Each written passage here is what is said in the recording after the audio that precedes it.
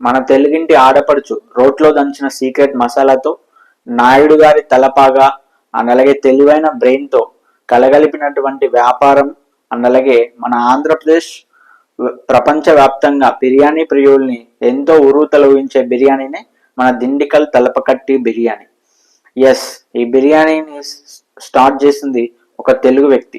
ఆయన పేరే నాగస్వామి నాయుడు గారు. 1957లో దిండిగల్ రైల్వే స్టేషన్ ముందర 5 rupees, just 5 rupees for plate కి బిర్యానీ నమ్మిన ఈ ఫ్రాంచైజీ ఈరోజు 500 కోట్ల బిజినెస్ సామ్రాజ్యాన్ని స్థాపించింది.